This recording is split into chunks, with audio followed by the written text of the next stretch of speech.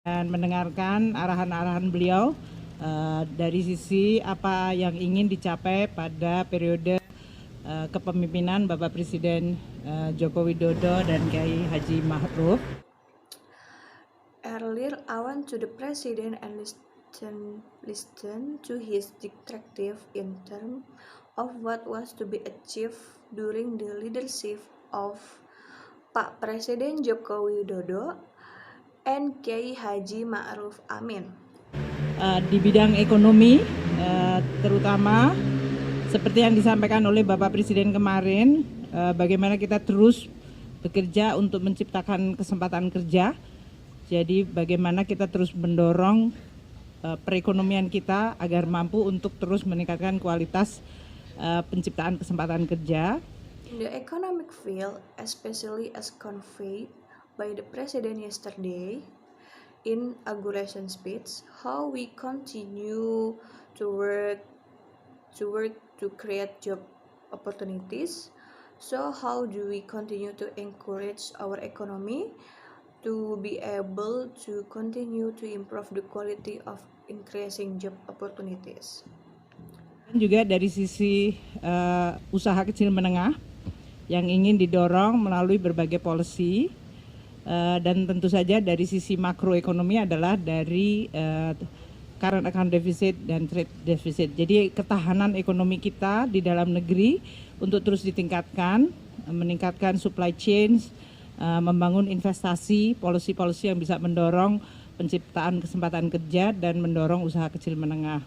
The side of UMKM, we want to reveal various policies, and then from the macroeconomy side is the CAD and the trade deficit.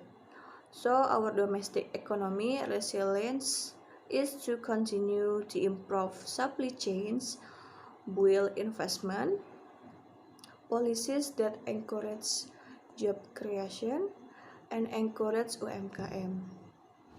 Bapak Presiden meminta saya untuk menyampaikan kepada media bahwa beliau menugaskan saya untuk tetap menjadi Menteri Keuangan dan menggunakan seluruh kebijakan fiskal di dalam membantu para menteri-menteri terkait di dalam mewujudkan ketahanan ekonomi. Presiden asked me to confess that he asked me to remain as Minister of Finance and to use all fiscal policies in assisting the relevant minister in realizing economic resilience.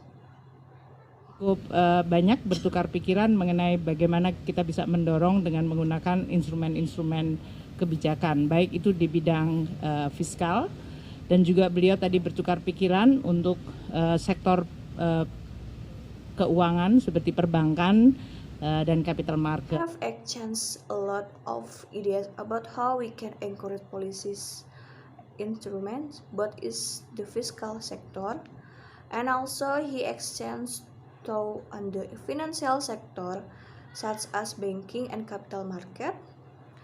Selama ini sebagai tugas di Menteri Keuangan juga kami berkoordinasi dengan Bank Indonesia, OJK, LPS dalam forum KSSK. Itu diharapkan akan terus bisa menjaga perekonomian kita, stabilitas ekonomi, ketahanan, namun pada saat yang sama bisa terus meningkatkan policy-policy yang berpihak kepada penciptaan kesempatan kerja dan usaha kecil menengah. Demikian yang bisa saya sampaikan, terima kasih. Because so far our duties at the Ministry of Finance are coordinating with Bank Indonesia, OJK, LPS in the KSSK. Financial System Stability Committee Forum is expected to continue to improve our economy resilience, but at the same time can continue to improve policies that favor at the beginning of work.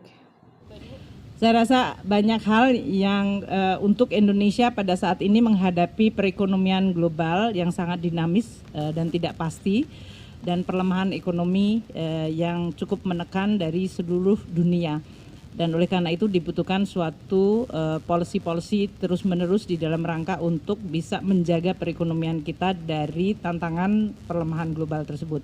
Many things in Indonesia are currently facing an Argentine global economy and a pressing economic downturn from around the world, and therefore a continuous policy is needed to be able to protect our economy from the challenges of the global downturn. Di sisi lain, di dalam negeri, Bapak Presiden menyampaikan berbagai prioritas kebijakan yang sangat-sangat penting, dan saya secara pribadi merupakan suatu kehormatan untuk bisa melaksanakan tugas kembali sebagai Menteri Keuangan dengan terus mendorong peningkatan kualitas sumber daya manusia seperti yang menjadi prioritas kita selama ini. Kita semuanya sudah sering melihat bahwa anggaran perlu untuk dieksekusikan secara baik di tingkat kementerian, lembaga maupun daerah. Dan in the country, the President conveys various priorities that are very, very important for me personally. It is an honor to be able to carry out my duties again as Minister of Finance by continuing to encourage the improvement of the quality of human resources.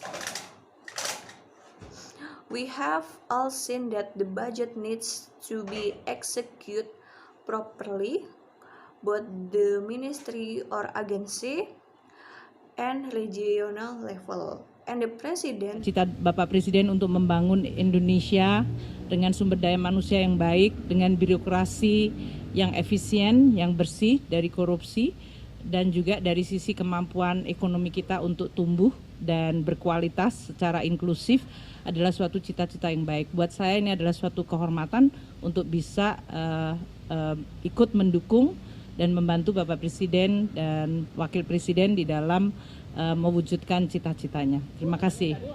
Dream is to build Indonesia with good human resources, with an efficient bureaucracy, free from corruption, and in terms of our economy, inability to grow. Quality inclusiveness is a good goal for me. It is a honor to be able to support and assist the President as Vice President in realizing their ideas.